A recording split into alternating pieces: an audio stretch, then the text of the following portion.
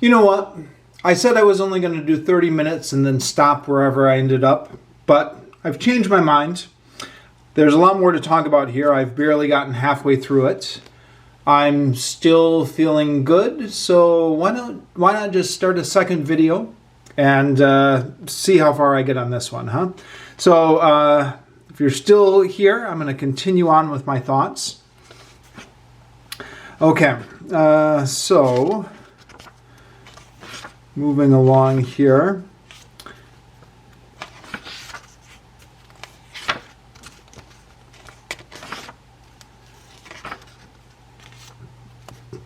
Yes, so Lilith has some sort of attachment to the angel here. It's not explained in this volume, but I think in the issues which occur in the next volume, it's going to get the explanation. The Titans fight and try and contain the winged creature. Meanwhile, the Terminator is on trial. And Garfield Logan is feeling upset because he feels like the Terminator is going to escape justice. Or at least so it seems. We find out later that Garfield Logan actually is deliberately trying to throw the trial so he can get his revenge on the Terminator. There's another Terminator who's attacking the Titans. But we find out later that this is Garfield Logan in disguise using his stepfather's Minto helmet to create the illusion. Lilith is very upset with the Titans for interfering with her in the Winged Man. So that's some drama going on there. And then we have the showdown between Garfield Logan and the Terminator. Now, Garfield Logan here is at a low point in his character arc. And to give credit where credit is due, I think Marv Wolfman has done this well.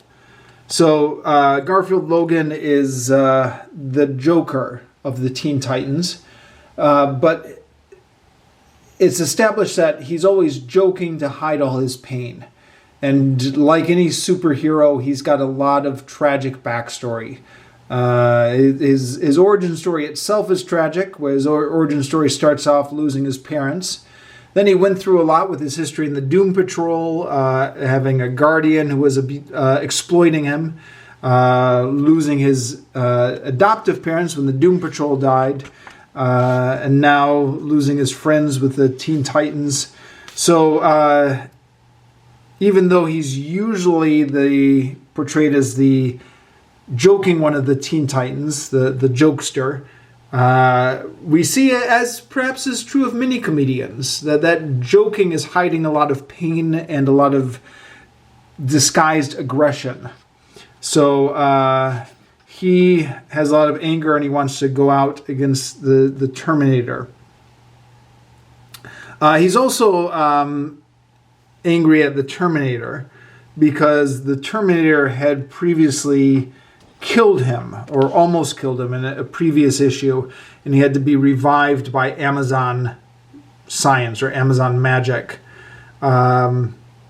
which is, again, something I had read in those previous issues but barely remembered.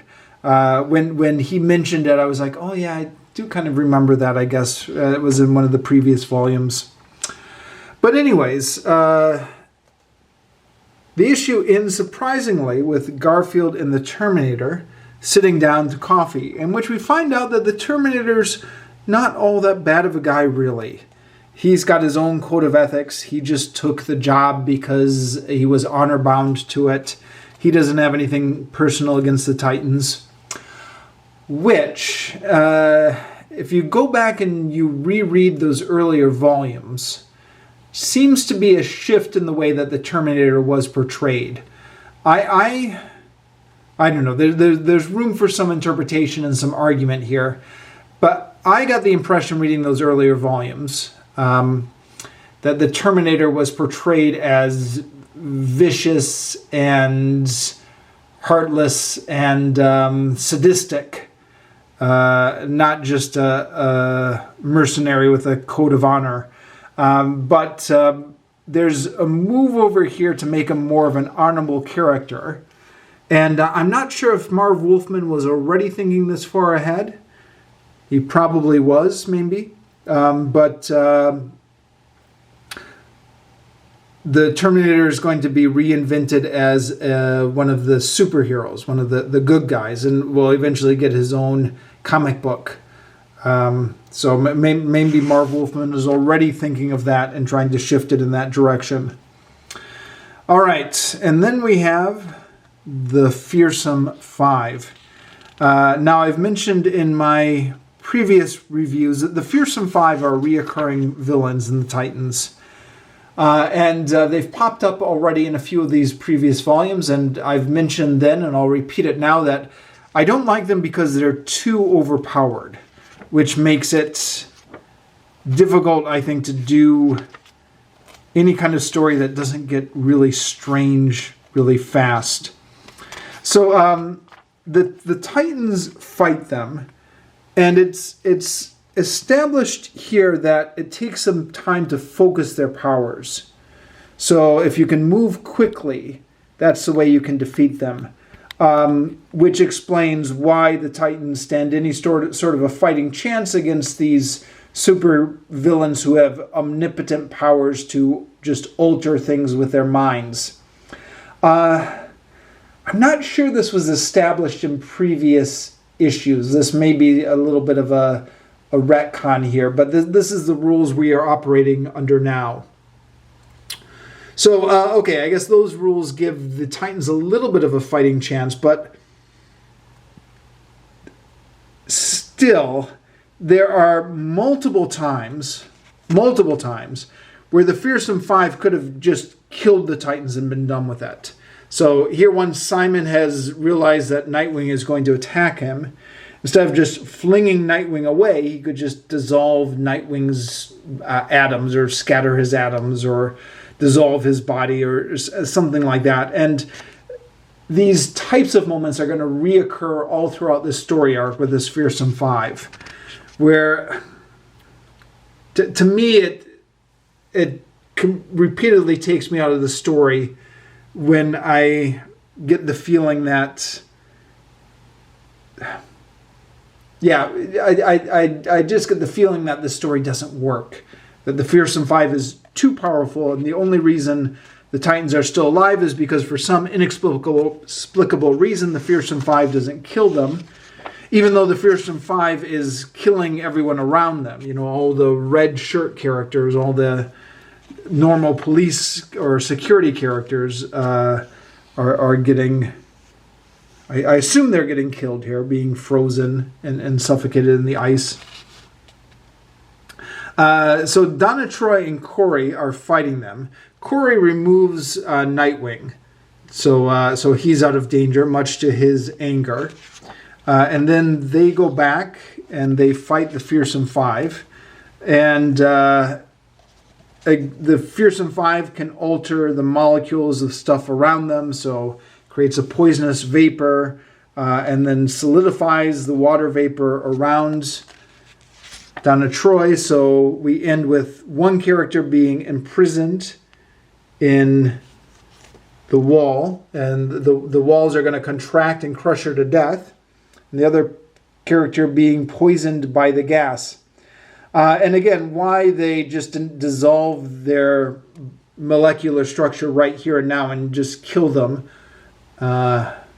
is another unanswered question. Although, you know, I guess you could argue this is part of the genre. Supervillains are always doing this kind of thing, right? But what really bugs me about this is completely unresolved. We turn the page and we just get them emerging with no explanation. You know, she says her back is killing me, but there's no explanation of how they got out of this, which, as I mentioned in the previous video, is a reoccurring problem with this volume in particular. I don't know why. So the Titans are defeated by the Fearsome Five. The Fearsome Five are still out there now, planning their big heist.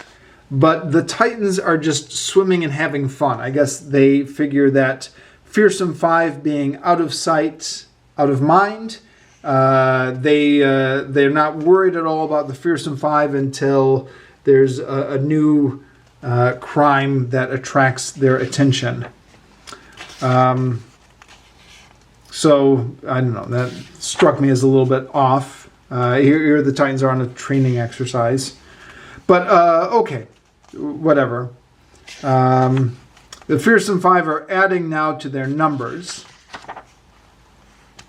And get this doctor from Star Labs to help them and Victor Stone, because they want to get this supervillain called Neutron out of this case he's in. But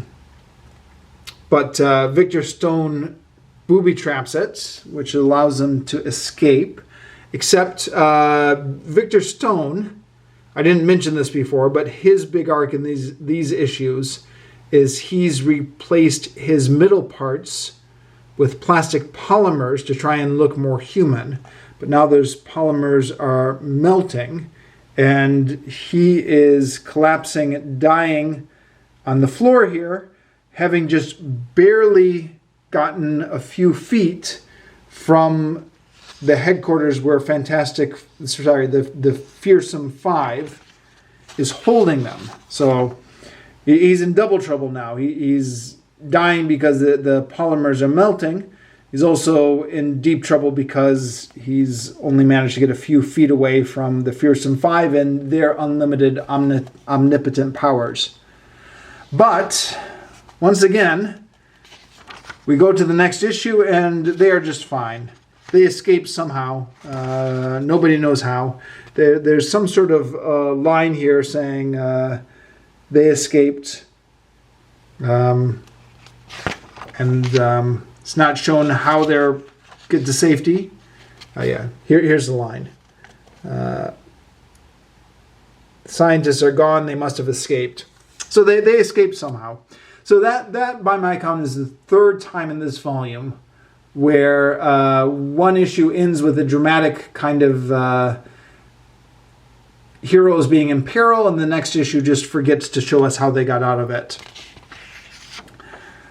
Anyways, so this issue is when they fight the Fearsome Five, and the little box here says, presenting an all-out action slugfest in the grand comic style. Yeah, see, the problem, though, with villains like the Fearsome Five, who have all these mental powers to manipulate reality, is that you end up not getting these slugfests. I mean, a good old-fashioned comic book slugfest is a lot of fun. Maybe not edifying for the human condition, but for the primal male urge to see battle depicted, it can be a lot of fun. But when you have these characters who just have these near omnipotent powers, then instead of a slugfest, you just get these weird battle scenes here, which, okay, there's some acrobatics and flopping around.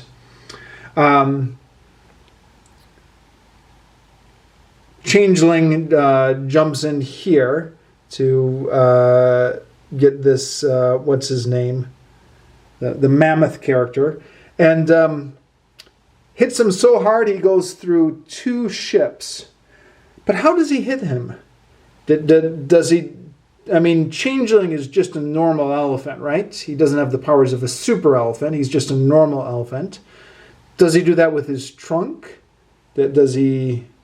There's a little thing here. Did he move his body to the side and knock him over?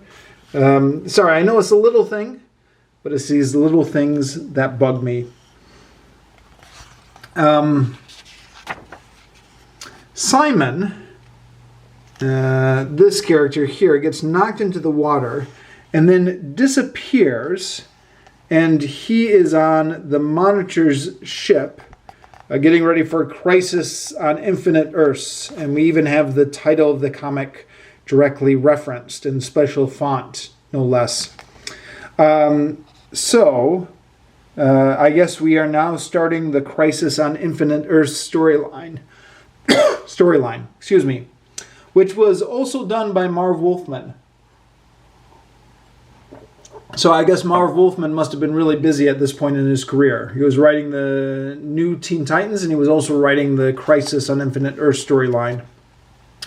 But if you remember the Crisis on Infinite Earths storyline, Simon, the reoccurring villain from the new Teen Titans, was picked up by the Monitor to be one of his special agents in that story. So he's going off to this story now. And spoiler alert, if I remember correctly, Simon actually dies in Crisis on Infinite Earths. So I guess we won't be seeing him again in the new Teen Titans. And then the issue resolves over here. So that's pretty much it. Actually, since I've got a few more minutes on this camera before it stops, I mentioned the small things I like to complain about. This is another small thing I would like to complain about. So Cyborg bursts through here to stop the villains, and they fire their guns at him. But he's not worried at all. He's like, oh my, suddenly I'm worried. Even my contractors are shaking. You got big, mean guns. And I assume this whole monologue is meant to be read sarcastically. But it occurred to me while I was reading this. Shouldn't Cyborg be worried about guns? I mean, he's not bulletproof, right? At least the human parts of him. And, he's got a fair amount of flesh exposed here. He can block the bullets with his cyborg parts, but he doesn't have any super speed, right? So if somebody were to fire a bullet at one of his vulnerable fleshy parts, there'd be no reason why he'd be able to block it in time, right? He's not that speedy. So he actually should be a bit more worried about guns than he is. So it's a small thing, but it bugged me. Okay. I will stop here, I think. And so much for the new Teen Titans Volume 8. Next, I will continue with the new Teen Titans Volume 9, which I've already gotten out from my library already. So this should be a smooth transition. And when I finish this, I will post the review.